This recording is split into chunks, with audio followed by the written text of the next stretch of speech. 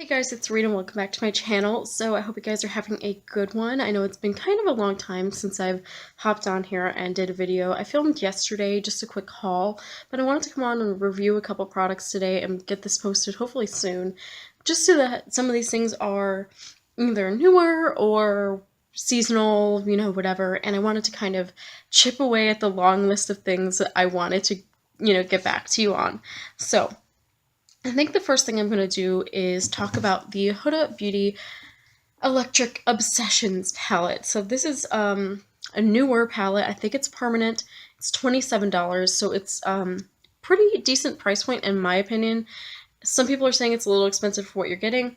It's quite a small little compact palette, which I have been really liking. I'm not afraid of bulky palettes. It's not something that deters me from ordering or using a palette really. I mean, sometimes maybe with my Snow White palette or something, it's not exactly the first neutral palette I'm going to reach for just because of its size, but, something like, I'm looking at my palettes, like the Heavy Metals palette from Urban Decay, I'm not deterred to use that because it's larger, but I do quite like the size of this guy. So each shadow, I'm trying to find the information on here.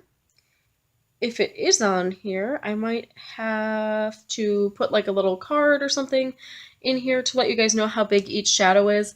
But from what I understand from other people's videos, each shadow is about the size of a shadow in a Huda Beauty regular large eyeshadow palette. For some reason, I don't think it says it on the back of here unless I'm just completely missing it.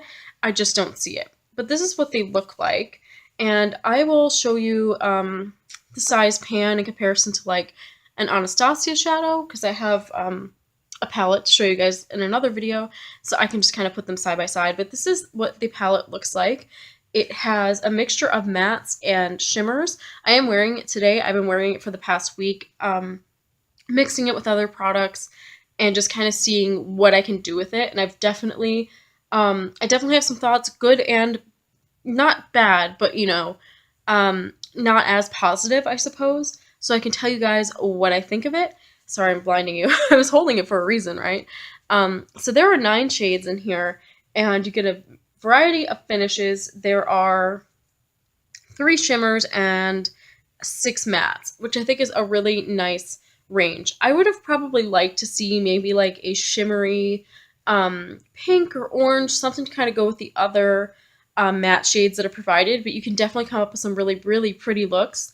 And so far, I've been really impressed with this palette in terms of versatility.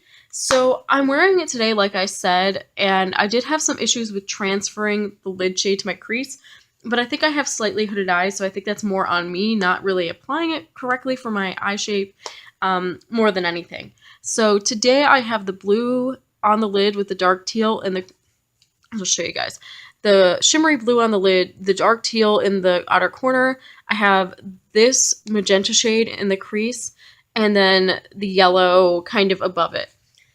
So obviously I've managed to fit quite a few of the shadows onto the lid. And kind of I think it looks cohesive personally. So I think that this palette, well, I think some of the shades, like if you look at it and you're not used to using brights, it might be intimidating. I find them to be very easy to use. So the matte shades are really beautifully buildable. If you were to pick up a Sugar Pill palette, if you had a pro palette, if you had picked up a couple singles, their mattes, well, you guys know, are some of my absolute favorite mattes. They are very punchy. They're very in your face. And it's the type of formula where you have to either be really good at blending or have a lot of time to work with them to really get the hang of them, because they are so vibrant, so pigmented right off the bat that you have to be prepared for that. These, they're buildable. So, but I'm not saying they're not pigmented, because they're pigmented enough, but because this teal is like beautiful, but they're very approachable, manageable, matte, colorful shades where I've been using this shade like nonstop. I really love it. And I don't think it's overdone in the crease. It's one of those things where it's very easy to blend out, but if you don't put on a lot, it'll look like there's not much there. that makes it sound like they're not pigmented, but they're just very buildable. And you'll still have color if you only put like one, if you just dip your brush in and do it once, you'll still have something there. But I really think these benefit from being built up to your desired level of intensity, which is really good for someone who wants to try color but might be intimidated. If I saw this palette and I didn't like colorful shadows, I'd be intimidated as heck by this. But you shouldn't be, because like the colors, they blend beautifully to the point where if you're like super worried, it's easy to use, and I think that's great. So yeah, I think it's a really approachable palette. I'm gonna bend it back so I don't have to keep holding the mirror. Let me show you the size comparison to like an Anastasia palette, which are admittedly smaller shadows, but just so you can see that they're not mini shadows. Like, they are larger than an Anastasia palette shadow. So they're not, I don't think, any smaller than a Huda Beauty palette shade.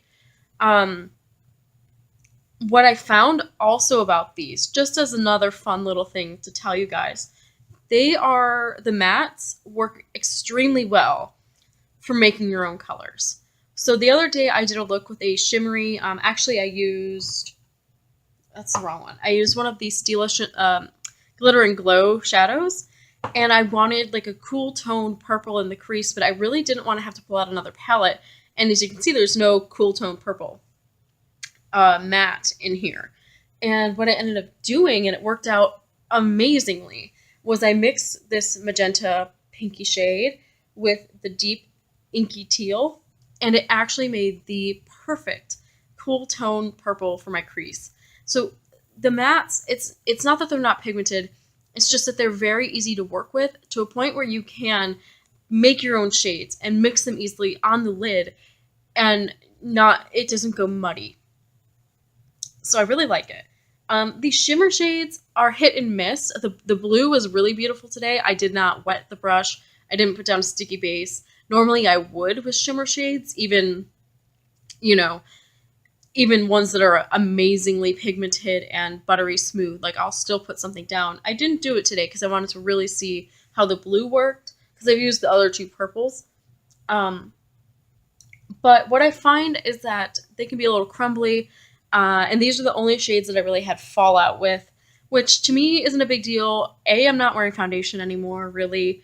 And B, I always do my eyeshadow before I do the rest of my face, I mean. So having a little bit of fallout isn't the end of the world. But if you do your foundation before, that may be something to consider. Maybe put down some setting powder. These shimmers are the ones that I had fallout with. I think applying them wet helps with that, but they do sometimes go on a little sheer, and you have to kind of like build them up if you don't use them wet or over a base. But overall, I quite like this palette. I've had a really good time playing with it. I think it offers a good amount of options. The only thing I ever really need to bring into this palette is occasionally a like transition blending shade, which I usually use Urban Decay Laced, or I'll pull in Wet n Wild Brulee for a highlight shade, just to kind of blend it all out. Like I did that at the top, just blending that part out. But I think this is a great travel palette. Like, if you had this plus like a neutral matte palette, you're completely set for travel if you like colorful shades. I think this is great, and it's very compact and small. So even if you wanted to take it with you throughout the day with a brush just to touch little bits up, like for me, since I do have transfer to my crease with shimmer shades sometimes, I might want to take this so I can touch up the pink, whatever. It works.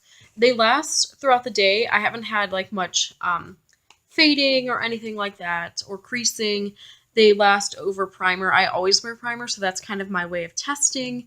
But I really like it. So I'm going to go ahead and do swatches for you guys right now. I just washed all my brushes, so this is going to be great.